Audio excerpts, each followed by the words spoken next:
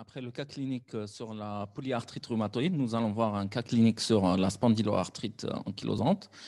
Donc, il s'agit là d'un jeune homme de 21 ans qui s'est présenté à notre consultation pour une monoarthrite invalidante du genou gauche. Elle évolue depuis 4 semaines, mais sans signes généraux.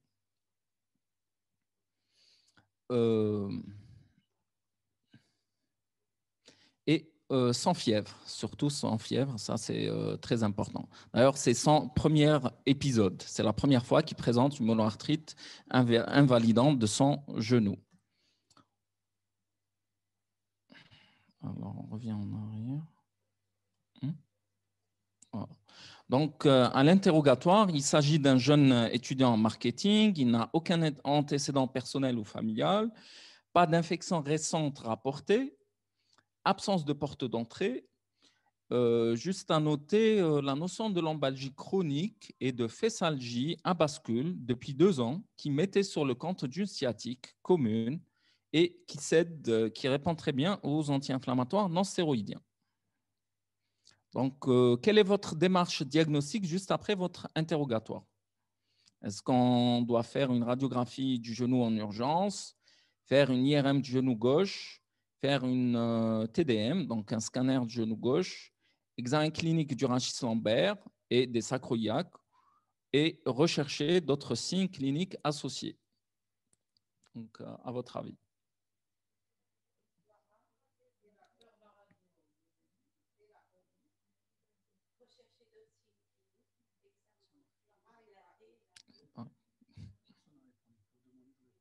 Il faut répondre. Il y a un quiz en ligne, donc vous pouvez répondre. Il y a un sondage. La A, vous faites une radiographie en urgence. D'accord.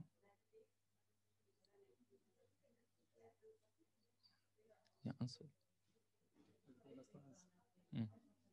Là, ça commence. Donc, on essaye de voir les réponses de nos participants en ligne. Donc, on voit que beaucoup demandent d'emblée une radiographie en urgence. Donc, la réponse, bien sûr, il faudrait continuer avec son examen clinique, examiner son rachis lombaire parce que le patient se plaint de lombalgie. Donc, à l'interrogatoire, on a décelé des lombalgies et des fessalgies à bascule. Donc, et examiner aussi les sacroiliaques. Donc, il faut être carré et faire son examen de routine, c'est-à-dire commencer par un interrogatoire et finir par un examen clinique ou examen physique. Donc, et rechercher des signes associés qui peuvent orienter notre diagnostic. Donc, la radiographie en urgence devant ce tableau, eh bien non. Donc, quels sont les signes cliniques associés à une SPA, à une spondyloarthrite ankylosante? Là, en général, pas chez notre patient. Quels sont les signes qui peuvent faire évoquer une spondyloarthrite ankylosante ou une spondyloarthropathie? Oui, l'uvéite. Oui.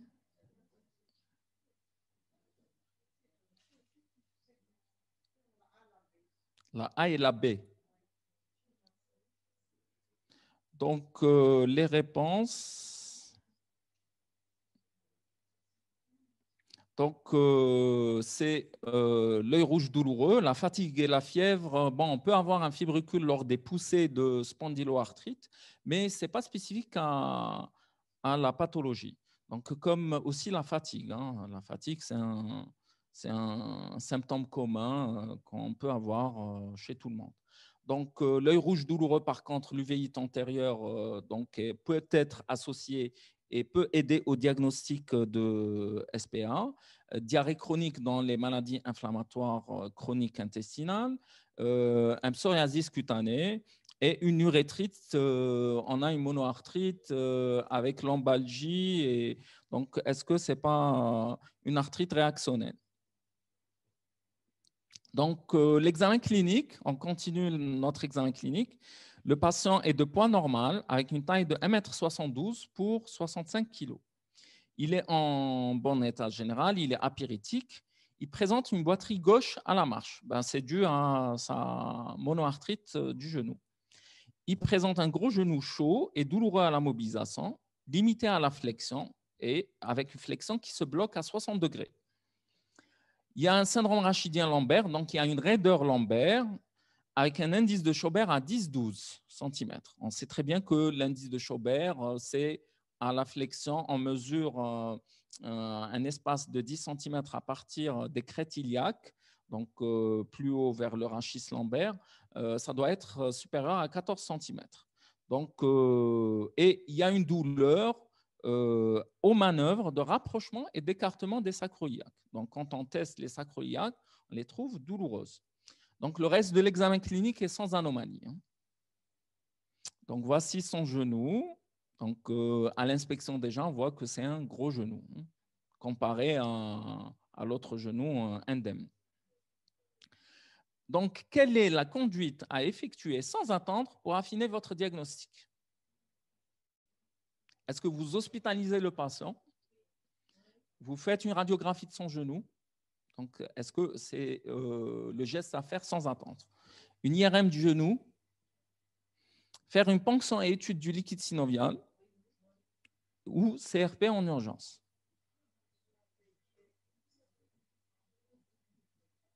Donc, on va voir les médecins en ligne ce qu'ils ont répondu. Donc, la ponction, heureusement, tout le monde évoque la ponction. Donc, CRP en urgence, bon, ce n'est pas trop urgent. Et la radio aussi, ben, devant une monoarthrite, on a dit, surtout s'il y a un contexte fébrile.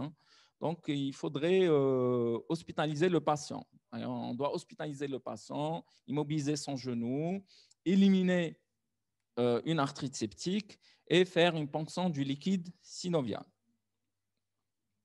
Donc, en ponctionnant le patient, l'étude du liquide synovial retrouve un liquide qui est jaune citrin. Il est très fluide, avec une richesse cellulaire, plus de 2000 éléments. Il est riche en protéines. Le liquide est stérile, c'est-à-dire il n'y a pas de germes. Et il n'y a pas de microcristaux. Donc, il n'y a pas de microcristaux d'urate de sodium ou de pyrophosphate de calcium. Donc, là, vous avez ce qui est en faveur de l'inflammatoire, c'est le liquide qui est jaune citrin, très fluide. Vous avez la richesse cellulaire, donc plus de 2000 éléments par millimètre cube, et c'est très riche en protéines.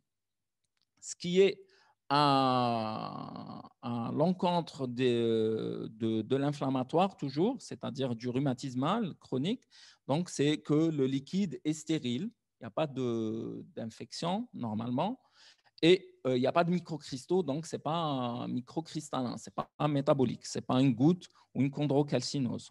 Alors, ce n'est pas le terrain. Donc, quels sont les éléments cliniques en notre possession qui sont en faveur du diagnostic de SPA? Donc, chez notre patient, quels sont les éléments cliniques qui sont en faveur d'une spondyloarthrite ankylosante? Est-ce que c'est le syndrome rachidien lombaire? Oui. Les douleurs des sacro-iliaques, lombalgie chronique, réponse aux INS et le terrain du patient. Donc, on voit un peu les réponses. C'est sondage. Alors,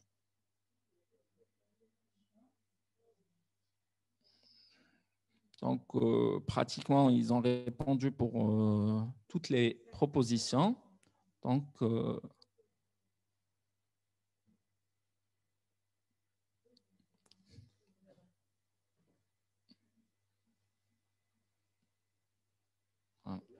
donc c'est toutes les réponses. Donc, voilà. Donc,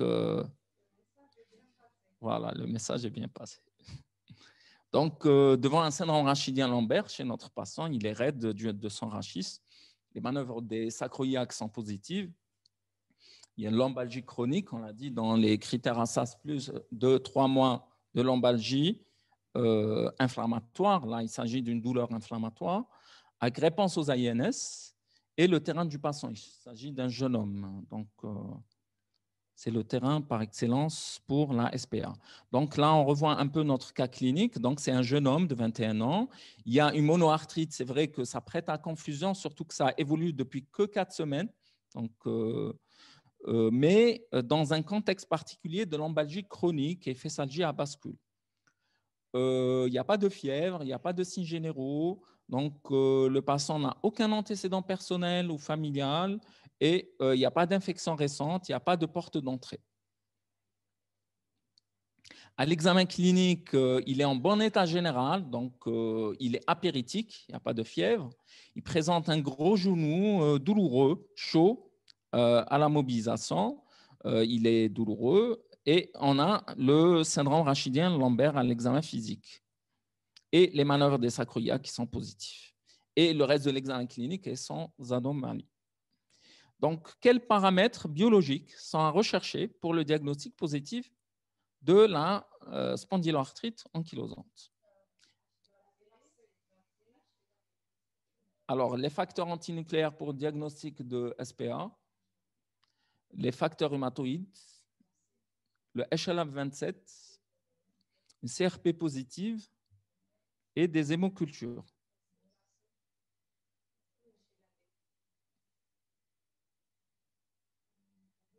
Donc voilà, 96% répondent HLA27, mais aussi CRP positive. Donc c'est excellent. Donc voilà, donc les facteurs antinucléaires, facteurs rhumatoïdes, on a dit c'est plutôt facteurs rhumatoïdes pour la polyarthrite, facteurs antinucléaires pour les connectivites, les autres connectivites, en particulier le lupus. Donc bilan hépatique, non. Oui. Il a répondu tout à l'heure, Dr Boukabous, quand un patient est rémission, il peut avoir une CRP normale, une VS normale. Mais en poussée, généralement, la CRP est positive.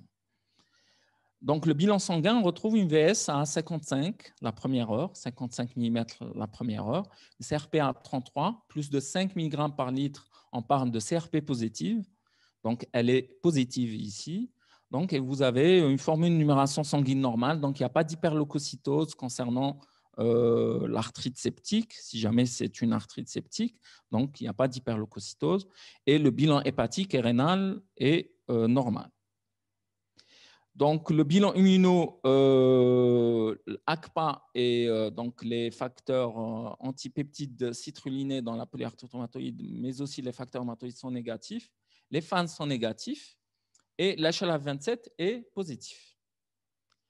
Quel est le bilan radiologique à demander pour étayer le diagnostic de SPA? Donc, pour retenir le diagnostic de spondyloarthrite ankylosante, on fait quelle radio? Est-ce qu'on fait une radiographie du thorax, radiographie du crâne de face, une radio du rachis lombaire, une radiographie du bassin debout de face ou bien une IRM des genoux?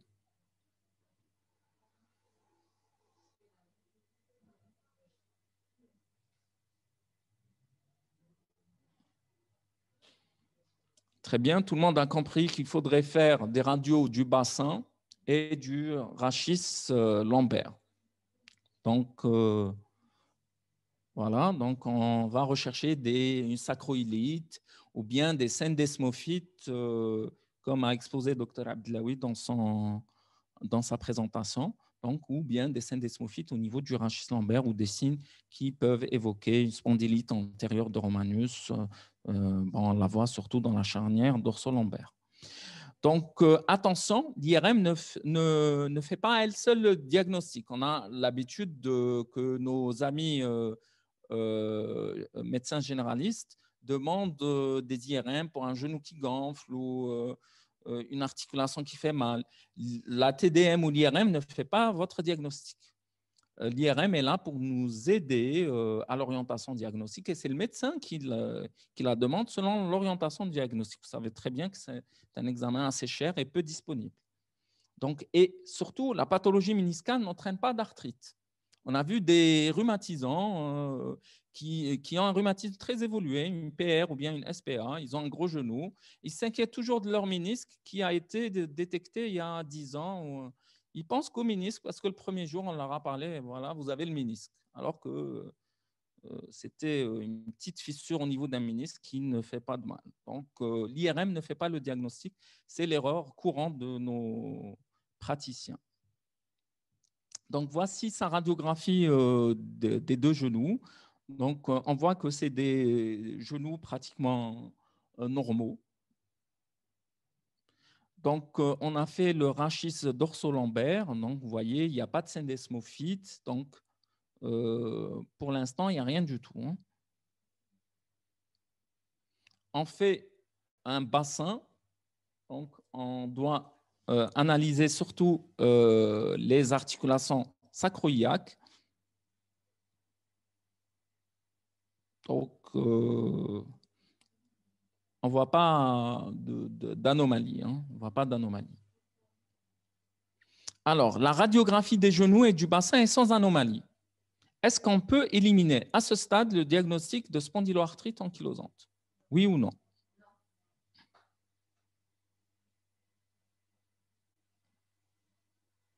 Très bien, 96% ont répondu non. Bien sûr, à ce stade, on ne peut pas éliminer parce qu'il y a des formes infraradiographiques. Donc, lorsqu'on fait la radio, on ne trouve pas de signe. D'accord? Et pour le genou, comme c'est-à-dire une arthrite récente, on n'aura pas de signe. D'accord? Par contre, si on a eu plusieurs accès d'arthrite, ben là, c'est là qu'on risque de trouver des signes de destruction. Donc, non.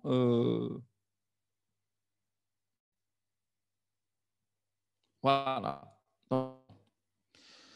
Il existe des SPR infraradiographiques, donc où les radiographies de bout de face ne montrent pas de sacroïléite et on aura besoin d'effectuer un scanner ou bien une IRM des sacroiliaques pour pouvoir trouver une éventuelle sacroïléite. Donc, les critères à ça, si on les applique ici, notre patient a des lombalgies de plus de 3 mois, ça fait plus de 2 ans, il a moins de 45 ans. Donc, HLA 27 positif, et on a rachialgie inflammatoire, arthrite, bonne réponse aux AINS et CRP élevé. Déjà, d'emblée, on est dans la spondyloarthrite ankylosante. D'accord? Mais on continue tout de même notre exploration et on demande une IRM des sacroiliaques. Et là, on tombe sur le fameux œdème osseux. Donc, on voit l'œdème osseux au niveau de la berge sacrée. D'accord? Donc, avec cet hypersignal sur le styre, donc qui est très évocateur d'une sacroïlite. Donc, qui dit œdème osseux dit inflammation. Donc là, on retombe aussi dans la sacroïléite à l'imagerie, c'est-à-dire que ce soit à la radio ou à l'IRM, et on peut retenir le diagnostic de spondyloarthrite ankylosante. Donc voilà, c'est juste pour vous raconter ce qu'on a fait avec notre patient. Donc il a bénéficié d'un traitement local de son monoarthrite avec ponction et infiltration au corticoïde qui a amélioré son état parce qu'il s'agit d'une seule articulation. Donc, on peut traiter juste une seule articulation avec une infiltration locale. Il a été mis aussi sous INS à dose maximale pour ses lombalgies, donc sous diclofénac 150 mg par jour. Après 3 mois, il refait un autre épisode d'arthrite à la cheville droite et au genou gauche.